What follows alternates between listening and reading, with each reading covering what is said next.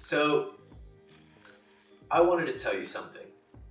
I wanted to tell you that whatever problems in life you're facing right now, they don't matter. Yes, you heard me right. Your problems don't matter.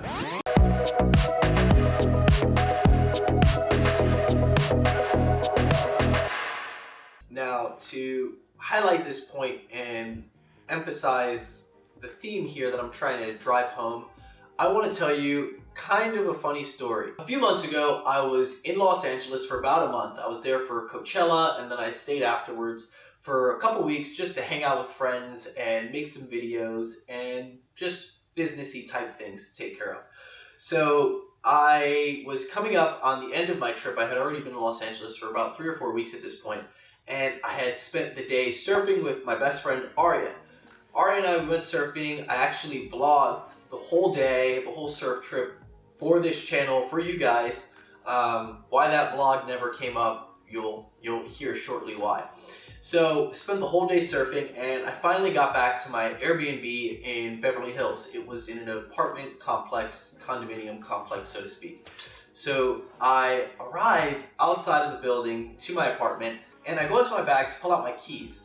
The keys to get into the building, one, and the keys to get into the condo I was staying in. Since I was surfing all day, I had kept the keys in my backpack so they would be safe and I would be able to remember them afterwards. So I go into my backpack and my keys aren't there. I tear my backpack apart for a solid 15 minutes looking for the keys, and I can't find the keys. I tried calling Arya to see if I had left them in his car before he dropped me off, and he wasn't answering his phone. So I'm stuck outside. I'm like, oh fuck, well this sucks. Let me just contact the Airbnb host and tell them, hey, listen, I lost my keys, or I can't find my keys. Can you please come open the door for me? So I tried getting in contact with the Airbnb host, and turns out a company runs all of the inquiries for that Airbnb. It's hosted by a company. So I'm, as you might imagine, on the phone with customer service for at least 20 minutes before I get a hold of the person who I need to talk to. And they tell me, of course, not a problem. We can send someone over to you within 20 or 30 minutes. So 20 or 30 minutes later pass and no one's arrived. I'm still waiting outside, waiting to get in and get ready because I have to go upstairs, get ready to go out later that night. So I had gotten home around 8:30, and it was 9 p.m. at this point. Arya finally texts me back. She's like, hey, sorry man, I'm in a meeting. I will have to check my car afterwards. I get out of this meeting in 45 minutes. So I'm like, all right, well, someone will be here from Airbnb to open up the door for me by that point. At this point, I figure, I have 20 or 30 minutes. Let me go grab a bite to eat from around the corner. I Google Maps a restaurant nearby, and I walk over. And as soon as I get to the restaurant, all the lights are off, the chairs are up on the table, the restaurant is closed. So I angrily walk back because at this point I'm starting to lose my patience. It seems as though the night is out to get me and nothing is working. As I'm walking back, I stepped on something crunchy. I was like, there's not many leaves out here or trees. And I realized I stepped on a fucking cockroach, and not just any cockroach. Must have been this big. It was huge. It was ginormous. And I have a terrible phobia of cockroaches, if you didn't know. Here is a video of me and Arya dealing with a cockroach infestation in our Australian Airbnb. Okay, we're currently camping outside. Fucking giant ass cockroach is fucking on the lamp. What the fuck? You cannot make this shit up. Fucking Arya, pick that up. Oh my god. Kill him, bro. Fucking leave the magazine there. Let's just fucking get out of here. So I jump up and I basically run back to the apartment with my big ass bag, carrying my beach bag, all of my surf wetsuit and my bathing suit and all of those things. And I figure since I'm standing outside, I'll tear my backpack apart anyways, because it's been 45 minutes at this point. The Airbnb host is nowhere to be found. A little bit more time passes, and then it's been an hour since I talked to Airbnb, and now it's 10 p.m. And the company who's managing my Airbnb is closed, so now I can only talk to them via chat, and I'm not getting a response. So I'm stuck out here and have no way of getting into my apartment. At this point, I'm thinking, well, f me, right? Now I'm not going to be able to get ready in time and go out because I need to show up at the nightclub at a certain time if I want to be able to get in. So I decide, fuck it. I have no other options. I'm going to tear through my backpack one more time. And in case I didn't mention, earlier that day before I went on my surf trip with Aria, my toilet mysteriously overflowed. It was terribly clogged. There was water overflowing everywhere. The entire bathroom was soaked. I had to put tons of towels down. It was the most disgusting thing ever. And there was supposed to be someone to come and fix the toilet and the piping, but no one had ever came. So not only was I not able to get into my apartment, when I did get into my apartment, I had no bathroom in which to get ready. I could barely walk in there to take a shower because the whole thing was flooded, and no one had come to fix it even though I was paying to stay at this place. So as I'm tearing through my backpack, I hear the loudest tire screeching sound ever. I turn around and I heard a massive bang. And when I look just a block away from me down the street, I see a huge amount of smoke. There's smoke everywhere.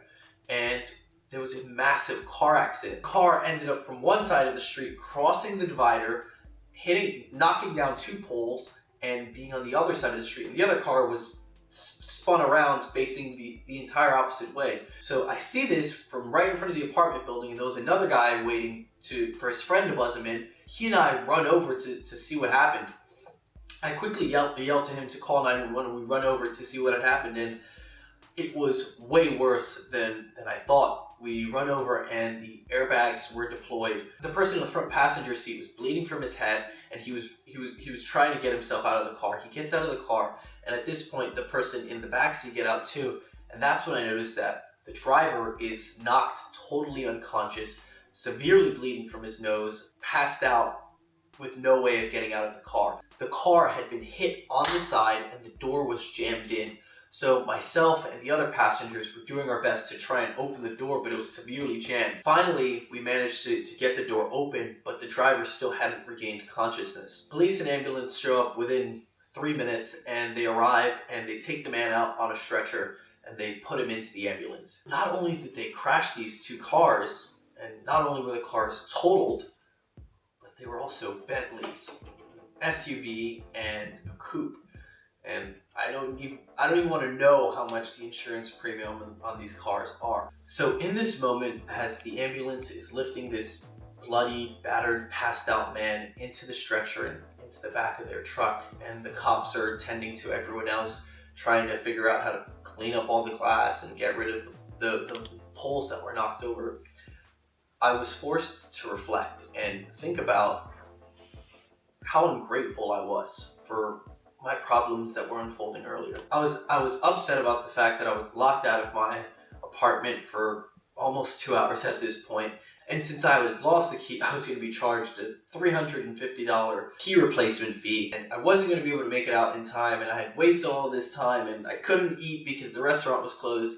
I felt like a huge dick. In this moment, seeing how all of these people had basically had their lives put at risk and on the line, I was here complaining that I had the luxury, the privilege to sit outside in beautiful Los Angeles weather in the middle of Beverly Hills to wait to get into my apartment after an amazing day surfing. And to make myself feel worse about how ungrateful I was being for the situation and position I was in, I got a call from Aria telling me that he found my keys in his car and he was going to come by to drop them off for me in 15 minutes. So 15 minutes later, after I had time to ponder and really think about how my problems really were not that severe, they really were not that difficult, they were not life-threatening like so many people face on a day-to-day basis, Aria arrives and he gives me the keys to my apartment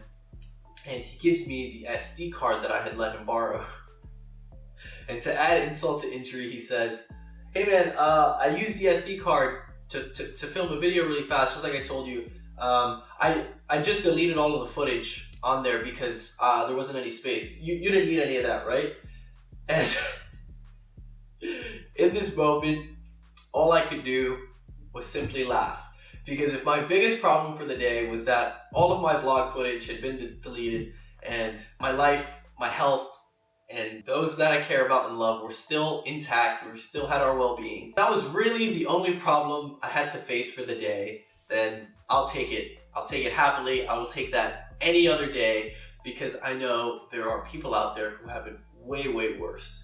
And chances are, if you have an internet connection and you're watching this video right now, your problems almost certainly cannot be that bad. And that's why I wanted to tell you guys this story today, because seeing these people suffer a life-threatening accident out of nowhere really put into perspective for me that a lot of the times we complain, we stress, and we get all this anxiety about our problems and all of the things that aren't going right in our life, that we forget to focus on and be grateful for the things that are right in our life and the things we do have. And with that, that is it for today's video. If you guys like this video, make sure to leave a like, subscribe, turn on post notifications, and follow me on Instagram at Benjamin Seda. I post stuff like this on there. I post some funnier stuff on there, and I post about fashion, lifestyle, and much more. And if you like learning about topics like this, I talk about them every week in my weekly newsletter. You can sign up with the link below,